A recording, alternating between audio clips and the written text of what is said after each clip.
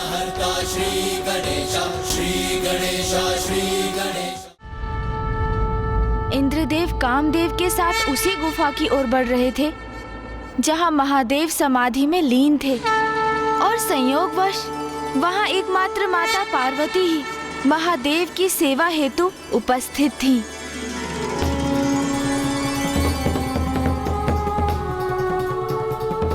कामदेव, ये वही गुफा है जहां महादेव स्थित है, और इस समय माता पार्वती भी वहीं पर है। उचित है देवराज, किंतु यहां से गुफा के भीतर तक देख पाने में मैं असमर्थ हूं। हमें और निकट जाना चाहिए। और निकट जाना होगा, किंतु मैं तो गुफा से सुरक्षित दूरी पर रहना चाहता था।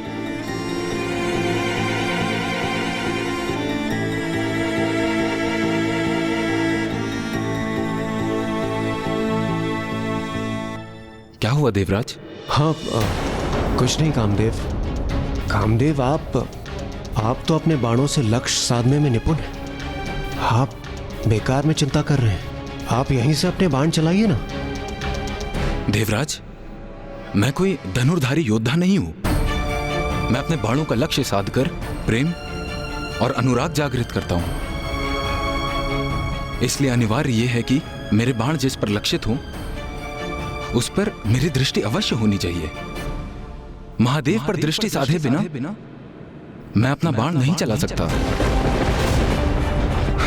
चलिए, आइए देवराज। कामदेव, आप उचित कह रहे हैं, किंतु मेरा वहां जाने का क्या औचित्य है? इसलिए आप ही जाइए। मैं यहां स्थित रहकर सचेत रहूंगा और इस स्थान की रक्षा करूंगा। मैं मुझे महादेव के समक्ष भेजकर कदाचित देवराज स्वयं सुरक्षित रहना चाहते हैं।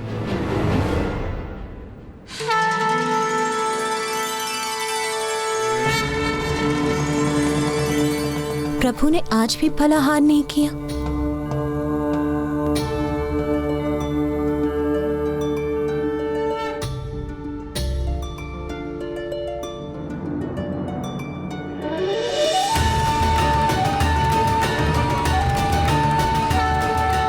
प्रभु, आज पुनः मुझे अपनी सेवा का सौभाग्य देकर मुझे कृतार्थ करने के लिए आपको कोटि कोटि धन्यवाद। किंतु अब मेरा अपने निवास लौटने का समय आ गया है। कल प्रातः मैं पुनः यहाँ उपस्थित होंगी।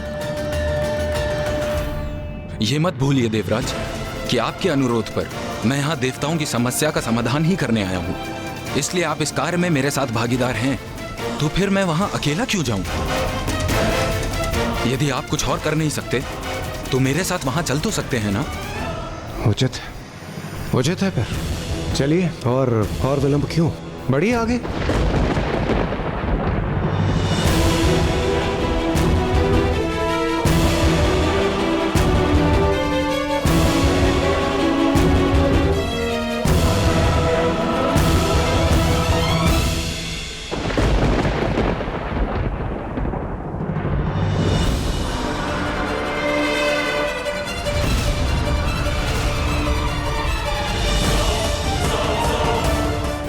पार्वती,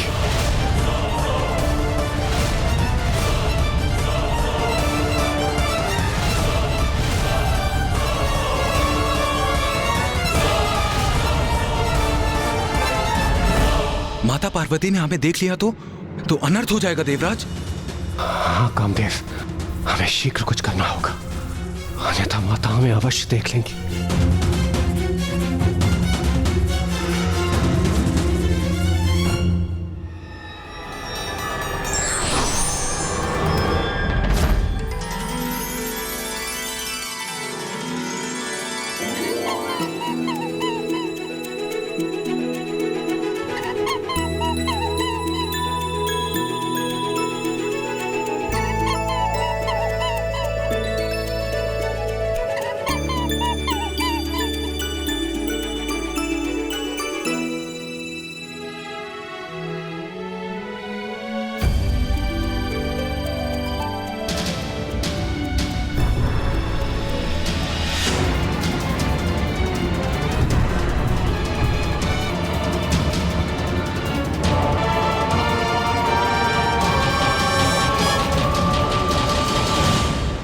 किसी प्रकार हमारी रक्षा हो ही गई। तनिक अवकाश ही शेष था, अन्यथा माता की दृष्टि हम पर अवश्य पड़ जाती। अब सब उचित है। चलिए देवराज, अब हमें यहां से लौटना चाहिए।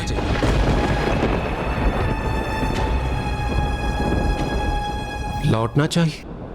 किंतु क्यों?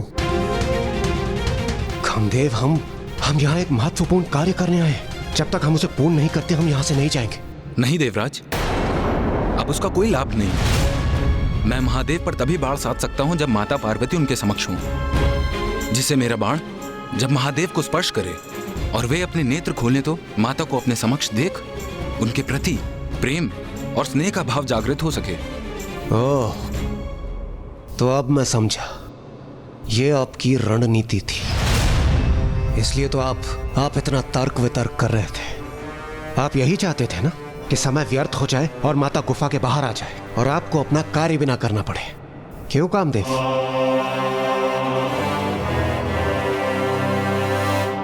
ये तो उचित युक्ति अपनाई कामदेव ने। विलंब कर अनर्थ होने से रोक दिया उन्होंने। नहीं माता, कामदेव ने तो ऐसी कोई युक्ति नहीं की थी। जो कुछ हुआ वो तो स्वतः ही हो गया। ऐसी कोई योजना नहीं बनाई थी उन्होंने। ये तो नियति ही थी कि माता उसी समय गुफा से बाहर आ गई। किंतु जो होने वाला होता है वो होकर ही रहता है। नियति को तो कोई भी टाल नहीं सकता। अर्थात ब्राह्मण देवता।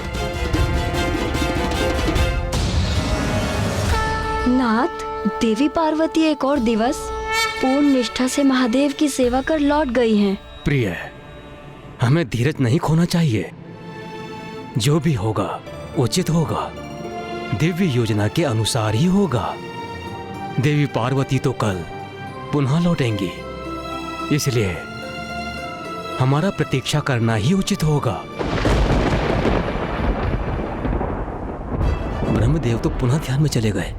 यही उचित अवसर होगा उनकी दृष्टि से बचकर योजना को क्रियान्वित करने का। किंतु इंद्रदेव कहाँ हैं? वहां है इंद्रदेव, कामदेव के साथ। किंतु महादेव पर कामदेव का बाण लक्षित हो, उसके स्थान पर ये दोनों एक दूसरे पर कठोर शब्दों के बाणों के वार कर रहे हैं। बस देवराज, बहुत हुआ।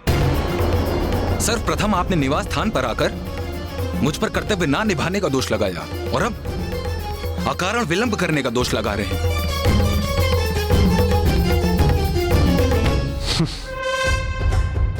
ये दोहरा मापदंड आप अपने पास ही रखिए कामदेव। वैसे आप उस समय भी मेरी योजना को लेकर उत्साहित नहीं थे और अब भी आप ही के कारण हमने एक उत्तम अवसर गंवा दिया।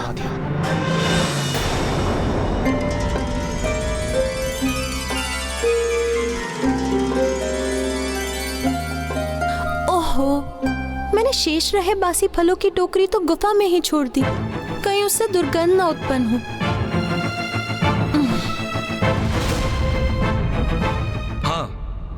मैं मानता हूं, मैंने ना अवश्य कहा था, किंतु उसके उपरांत मैंने आपकी योजना को स्वीकार भी तो किया और अब मैं आपके सामने यहां उपस्थित भी हूं, किंतु मैं आपके दोषारोपण को और नहीं सहूंगा।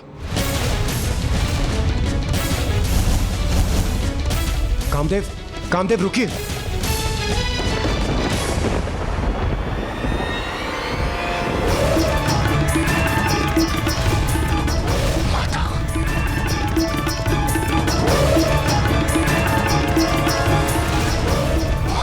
और आ रही है।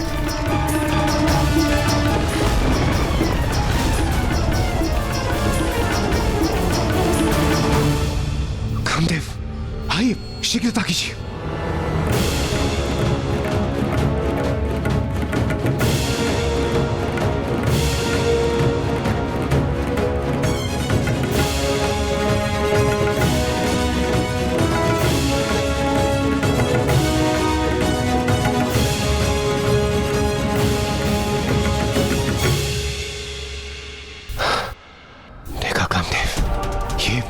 ये नियति नहीं तो और क्या है। माता चली गई थी और हमें प्रतीत हो रहा था कि हमने अवसर गंवा दिया। पुनः लौट आइए। कामदेव, आप व्यर्थ में ही भयभीत हो रहे हैं। देखिए, ये स्पष्ट है, जो मेरी योजना है वही नियति की भी योजना है। इसलिए आप आश्वस्त रहिए, हम जो कुछ भी कर रहे हैं सर्वथा वही उचित है। देखिए, माता भी गुफा में है, आप जाइए। देखिए, हमें नियति ने एक और अतिरिक्त अवसर दिया है, इसे गंवाना उचित नहीं होगा कामदेव।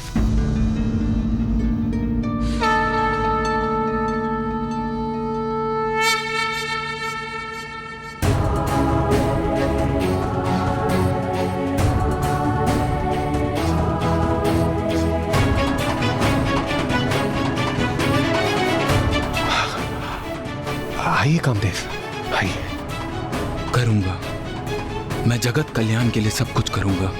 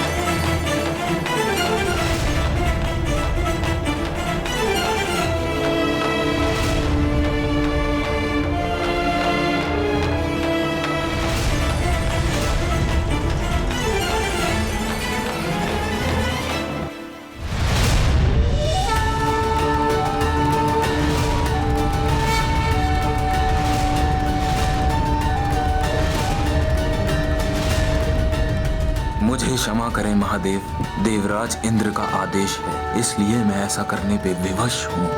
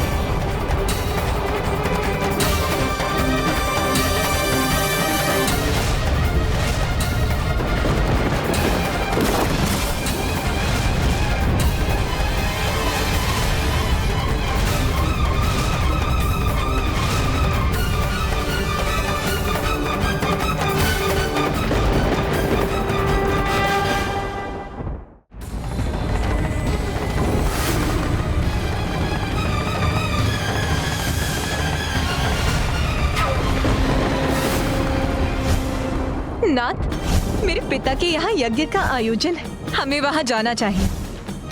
नहीं सती, बिना निमंत्रण कहीं भी जाना अहित को आमंत्रण देना है। जिसे सदैव भूत प्रेत पिशाचों से घिरे रहना प्रिय हो, वो मंगलकारी कैसे हो सकता है? अरे वो तो अमंगलकारी है। अरे उसे इस महायज्ञ में तो क्या, मैं किसी यज्ञ में आमंत्रित नहीं करूंगा। हे योगाग्नि, प्रकट हुई और अपने में समा के भस्म कर दीजिए मुझे।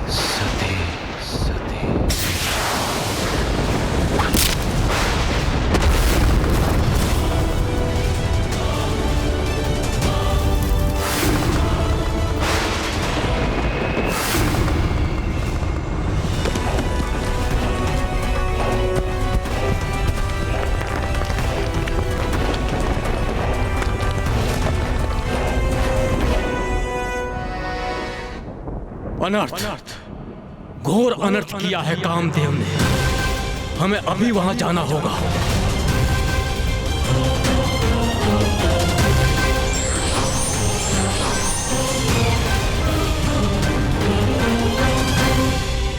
स्वामी, मुझे ऐसा प्रतीत हो रहा है कि सर्वनाश होने वाला है।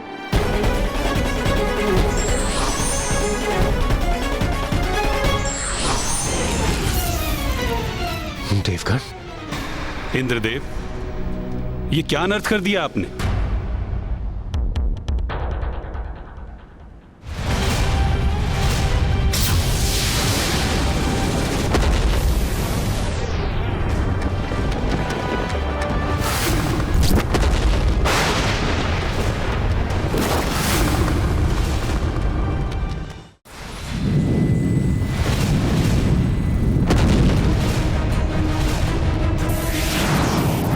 क्षमा करें महादेव, मैं विवश था।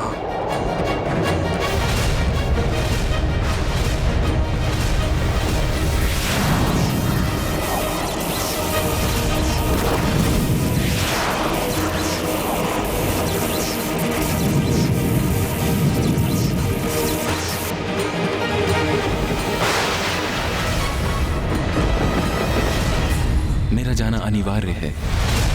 स्वामी, आपने मेरी मांग को सुहाग के चिन्ह सिंदूर से सुशोभित नहीं किया।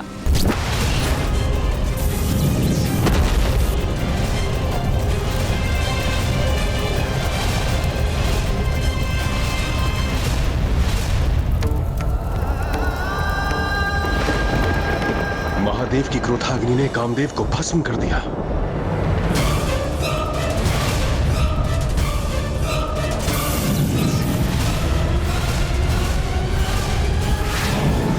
क्रोधाग्नि तो अब हमारी ओर बढ़ रही है।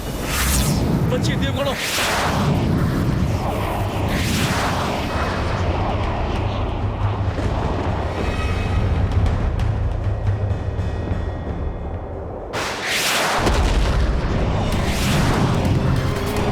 बहुत बड़ा अनर्थ कर दिया इंद्रदेव आपने। समाधि में स्थित महादेव पर काम इच्छा जागृत करने वाले कामदेव के बाण ने काम भावना के स्थान पर महादेव के भयंकर क्रोध को जागृत कर दिया है। और महादेव के तीसरे नेत्र से उत्पन्न हुई ये अग्नि पूरे संसार को भस्म कर देगी। सर्वनाश हो जाएगा, सर्वनाश।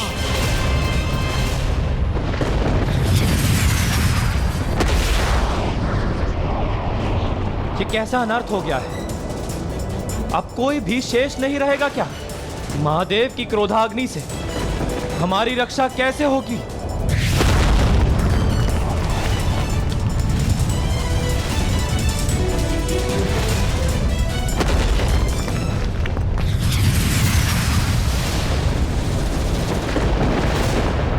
संपूर्ण ब्रह्मांड महादेव की क्रोधाग्नि से प्रभावित है। ऐसा प्रतीत पड़ता है जैसे सर्वत्र विनाशकारी अग्नि प्रज्वलित है।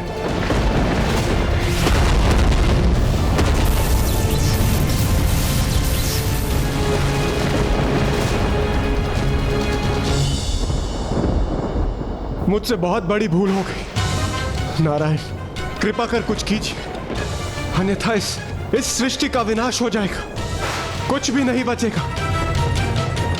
इंद्रदेव, महादेव की क्रोधाग्नि एक प्रचंड शक्ति है जिसे रोक पाना मेरे लिए अथवा ब्रह्मदेव के लिए भी असंभव है।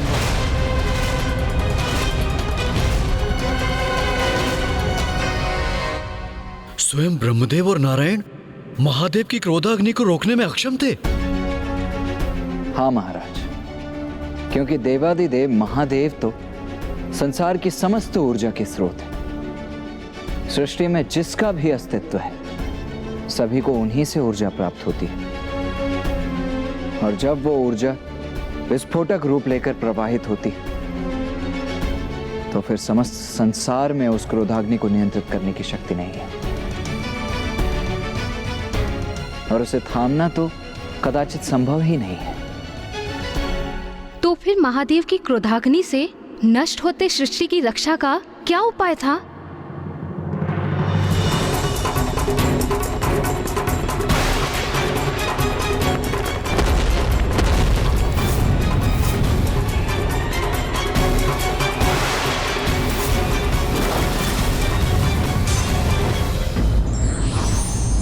हमें किसी प्रकार का कदम उठाने के पूर्व उसके परिणाम का भी आकलन अवश्य करना चाहिए, अन्यथा दंड का भागी बन सकते हैं।